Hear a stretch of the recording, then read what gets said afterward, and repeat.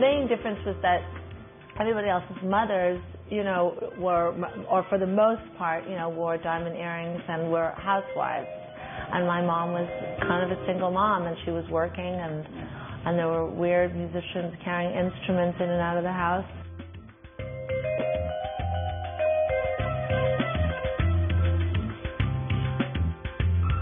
She comes from a musical dynasty. Her once estranged father is Loudon Wainwright III, her mother, the late Kate McGarrigle of the McGarrigle sisters, and her increasingly famous brother, Rufus. It's been a bit of a tough road for singer-songwriter Martha Wainwright, but with her fourth album under her belt, she's doing all right. We met her in the East Village in New York City.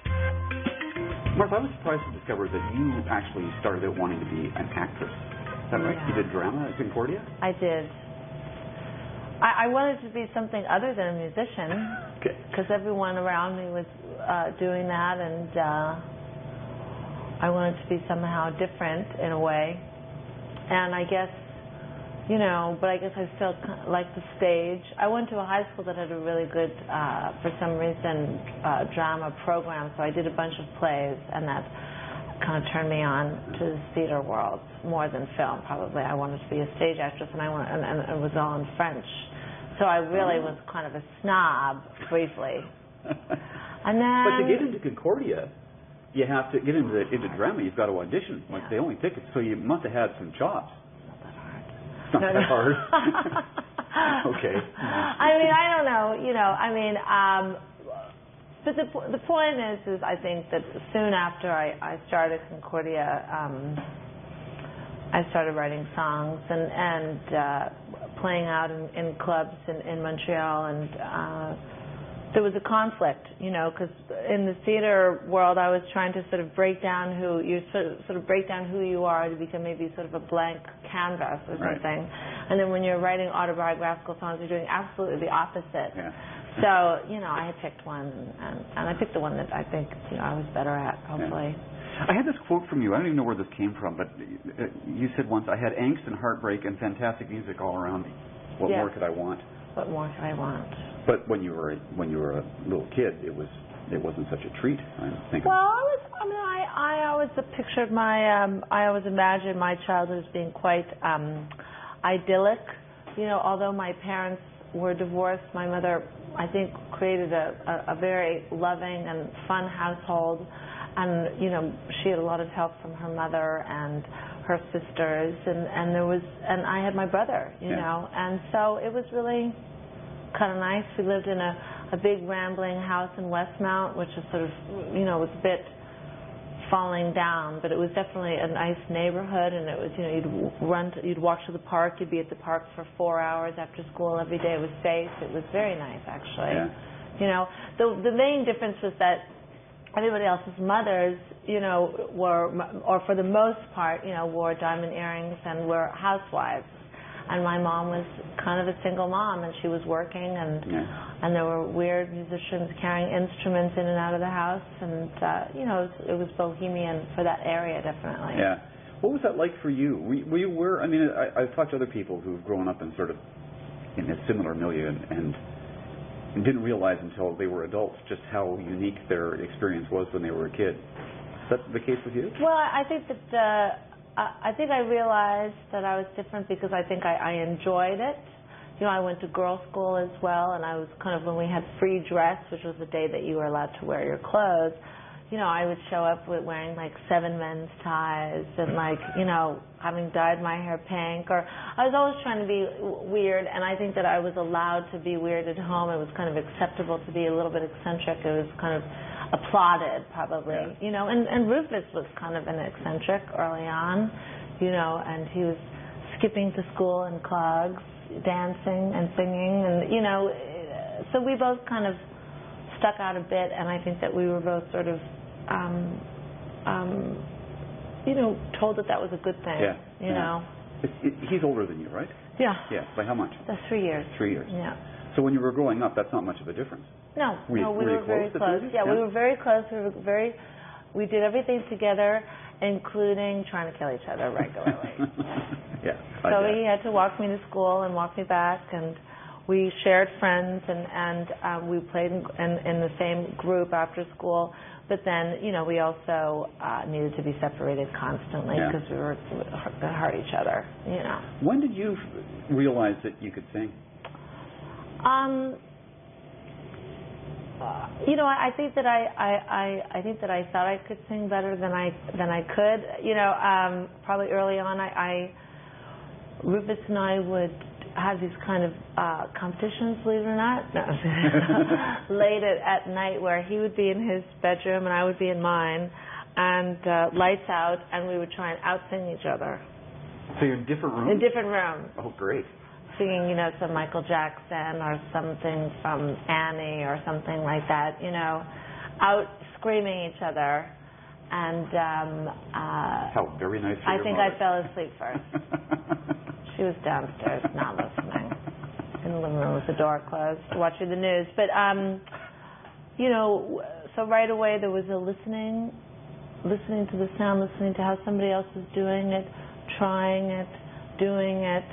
It was around, and Rufus was constantly singing, so I was just watching him and trying out my own voice, Were you ever there when your mother was composing? I mean, did you have that experience? Was that something that had a... Yeah, Anna would come over, they'd do it together, they'd do it in the basement. They went through a period in the early 80s where they had a synth period. Because they didn't make a record Everybody for had a synth period. They didn't make a record for 8 years because they were really dedicated parents, and other people were singing their songs after their songs. So, but they had these projects down in the basement. There was a room where my mother and my aunt and my mother's then boyfriend, they all had like Juno 60s and made this really incredible stuff. Some of it got recorded and put onto releases, but what's a Juno 60? It's a kind of classic keyboard. Oh, okay. From kind of early synth period, and they were having a lot of fun. They were really free. They were always really free as songwriters and composers. It wasn't like, I thought that they didn't think about what the next hit's going to be, but they also didn't really have that pressure. They really sort of came to it, I think, in a very open and natural and fun way. And and both Kate and Anna, Anna still plays a lot of instruments, and Kate played a lot of instruments, so they really were very versatile. Yeah. When did you start playing an instrument? I started playing the guitar not that young. Like, I got a guitar when I was 12 or 13, and my dad showed me some chords, and my mom showed me some chords, and so I could play 5 or 6 chords. But it wasn't until Rufus started writing songs and I was witnessing the accolades that he was getting that I took the guitar into my own room and started writing at around 17, 18, and I was very shy. Rufus was always playing around the house. The piano was kind of loud, and I knew that he had some serious chops, and my mom had chops, and I really wanted to sort of hone in on something before I could present it. So I was very private about writing and wanted to sort of make sure that I was getting somewhere with it. I mean, those are intimidating circumstances with family members who are doing it, right?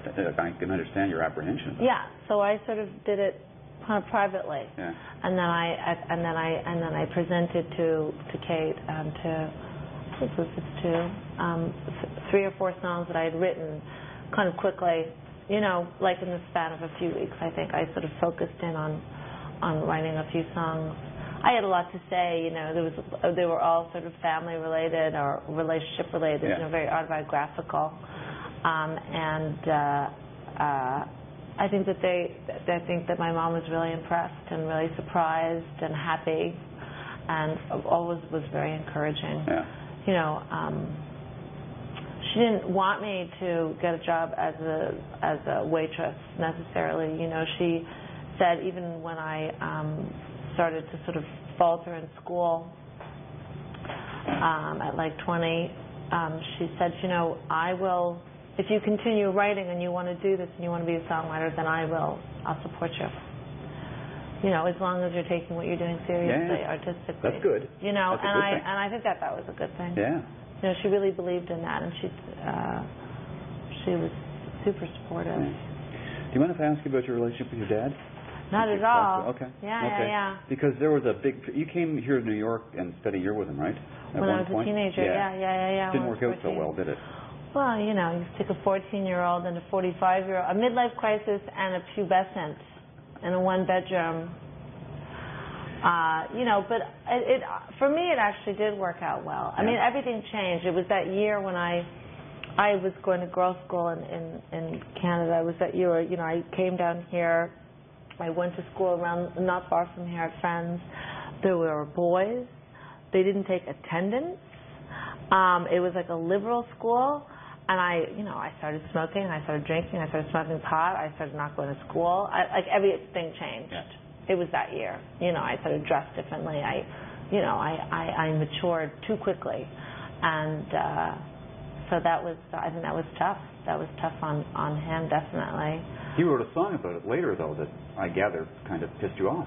Oh, yeah. I'd rather be lonely. What's that? Well, I didn't realize that song was about me. But, you know, I think, you know, when you're young and you find things out like that, you get angry. Yeah. You know. Of course, now, you know, I, like my father, have used a lot of people to write songs and spoken about them openly, pretty openly. Yeah. And so I understand about poetic license. Yeah. I understand the necessity of it and the forgiveness that is required. Yes. And the, you know, that you have to separate the song, which can be something that is written in, you know, 20 minutes. If you're really inspired, you can come up with these lyrics that are really strong and really intense. And they don't always represent the whole story, but if they represent something that is worth it to keep them, you know, to take that chance. It's interesting because I'm about the same age as your dad, and my musical taste growing up went towards his music and your mom and your aunt's music too. And so I knew about you and your brother through his songs. So I remember when we first met, which is sometime in the late 90s, when your first EP came out. I think it was called Ground Floor, wasn't it? That's right. Very good. My God, it was a cassette. Yeah. That's right. It was. It was a cassette. Yeah, it's a cassette. Right. God, remember cassette? Yeah. But I was curious to meet you because I knew about you through these songs. Yeah. And it's strange in a way to be sort of the consumer of somebody's very personal life experiences like that. Yeah. I can only imagine what a leap it has to be the person who actually writes that stuff and then puts it out there. Yeah. Well. And you had to make that leap yourself. You know, I mean, I come from for me, songwriting was about nothing other than personal things. Right. My mother was more clever than I am. She was able to write songs about things that she knew about, not only her private life. Yes, her private life, too. She wrote some of her best songs are about her private life, Mendocino and Go Leave. And a lot of them are about her private life. But then she was also able to write brilliant songs like NACL or things that were a little bit more, forward rather than navel-gazing or whatever. And I can only hope to get there through philosophizing and reading and learning about things so that I can be freed of the shackles of writing about what I know. You see, here's what I find interesting. Back in the late 80s, I did an interview with Sarah McLachlan, just when she was famous then, but she wasn't as big as she ultimately became.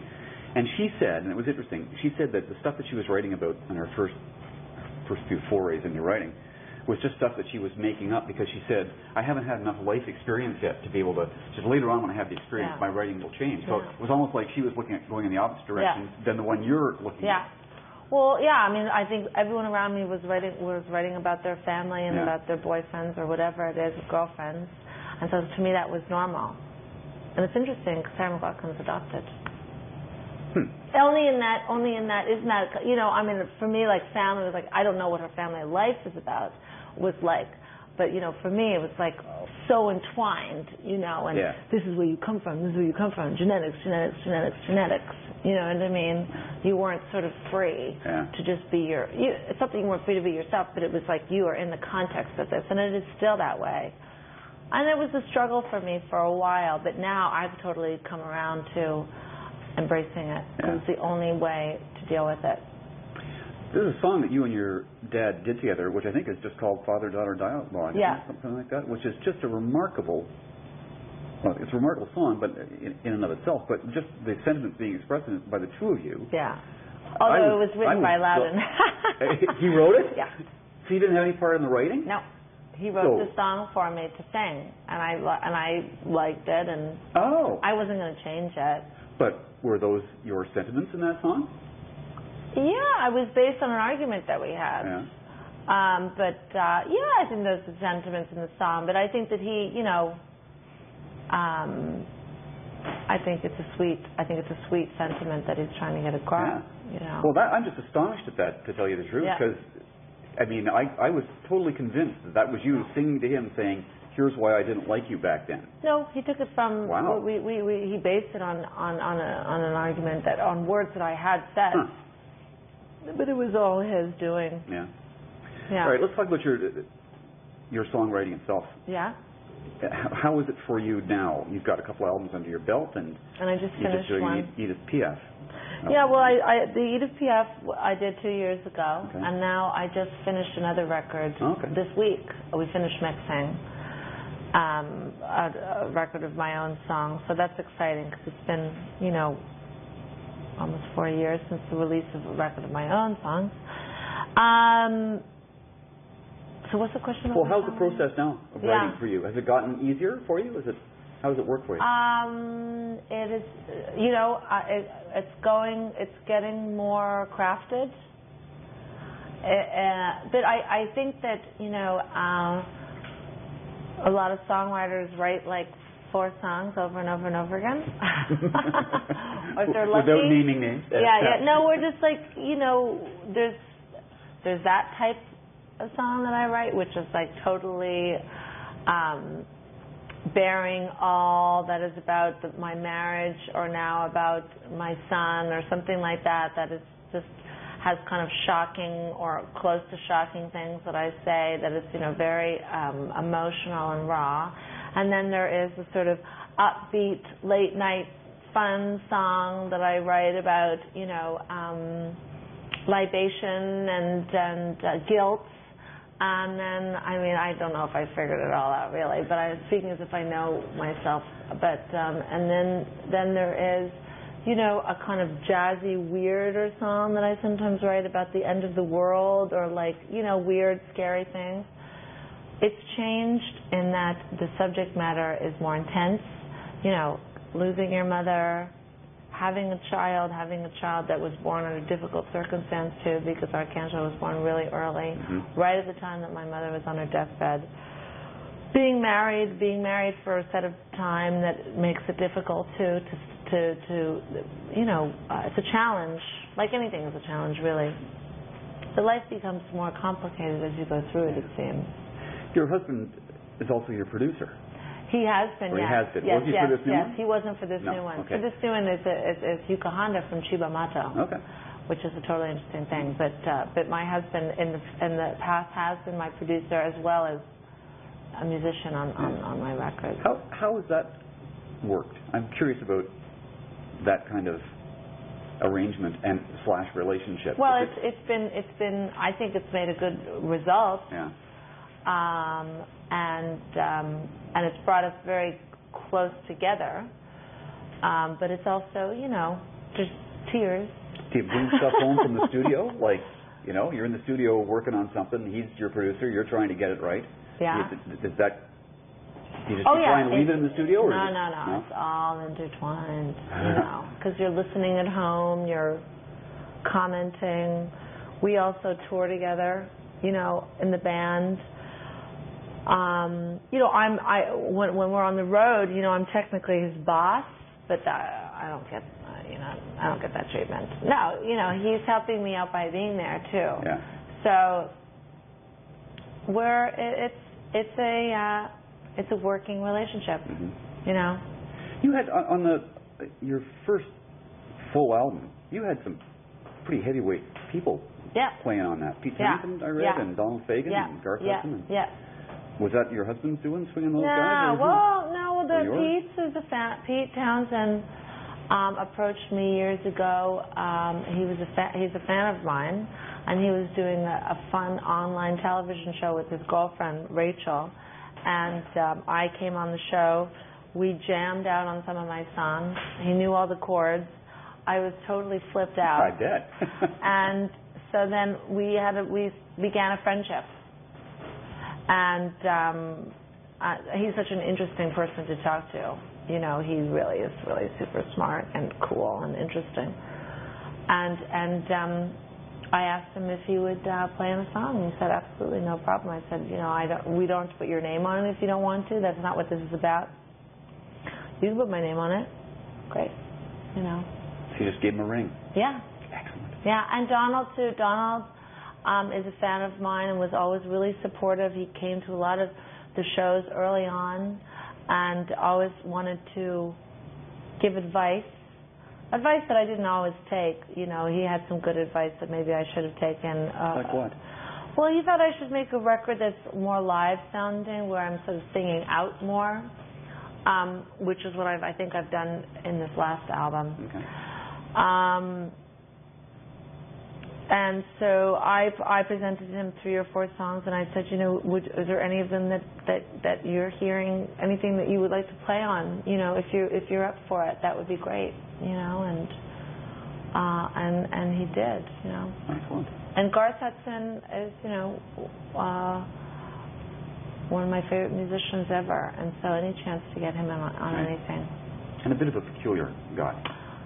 Yeah, but yes and no. The thing that I've noticed about Garth Hudson is completely, although he's 2 days late sometimes for shows, there is something remarkably functional about him. Okay. He gets there. Yeah. Sometimes, and he's there artistically, completely, but also he's going to do it the way he's going to do it. You're not going to tell him what to play. Personally, I wouldn't. I got to ask you this because I couldn't believe this. I can't even remember where I read this, and it was a long time ago. You got asked out by Dylan once. Is that right? Oh my God, you really loving to take all the dirty grit stuff. I don't know if it's that. I said that because it was right after, because I wanted to make interesting copy. Oh, I see. But he called my house once, and he asked me, if I was seeing anybody. So yeah, he asked me out essentially. Yeah. But Okay. I had to ask. He's. Did you go out with him? No, of course not. I was married already at the time. Oh, okay. Oh. Yeah. Okay. Yeah. You told him that, I'm assuming. Yes, of course. Okay. He probably doesn't remember that. Yeah. Nor does he really care. Tell me about touring, because now you've got a 2-year-old, and now if you've got a new album coming out, you're going to probably have to tour to support it, right? What are you going to do? We're going to go on the road with the baby. We did it last year with the Piaf. It really was easier last year, probably because he wasn't walking yet.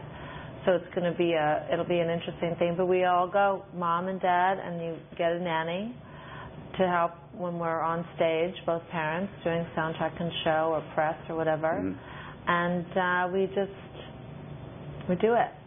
We get on the plane and we deal with it. Sometimes you got to walk up and down the aisle for a long time. We try and make it that the schedule is not crazy, so that we're not being cruel. And we're going to see how it goes. I think it's going to be fine. He's a very easy kid so far.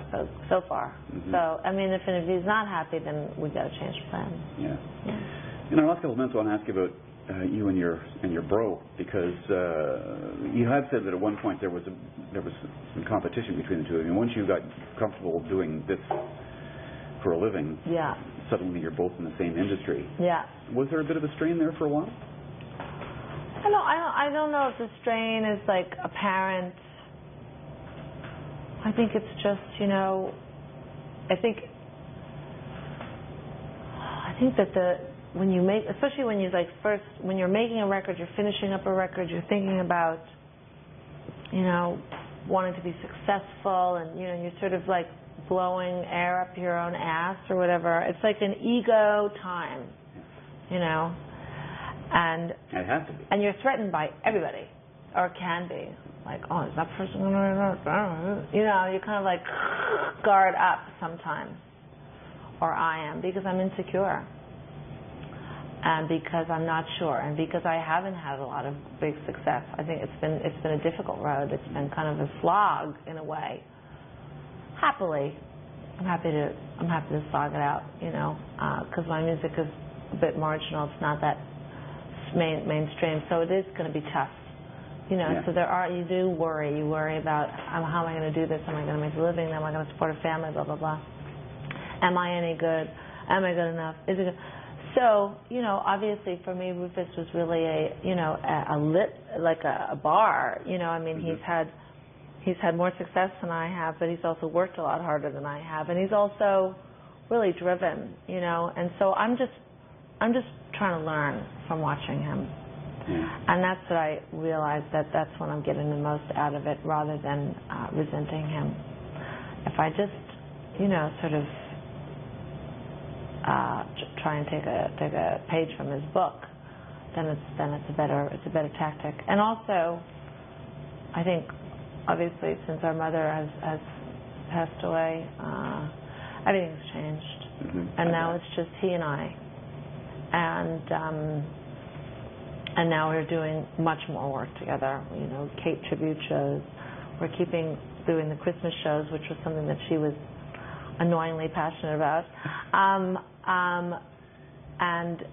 we've just finished making a film of an homage to Kate, which is going to be at Sundance in UK this month.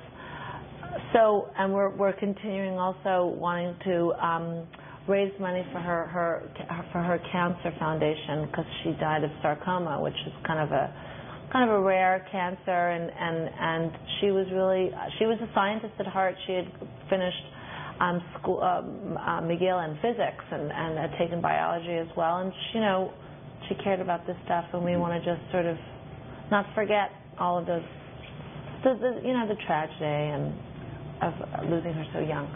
So all to say that, Rufus and I have come together in a much deeper way, because we have to. We need each other. And so we're going to, we'll probably be making records together of her music, and, I'm glad to hear that. Yeah.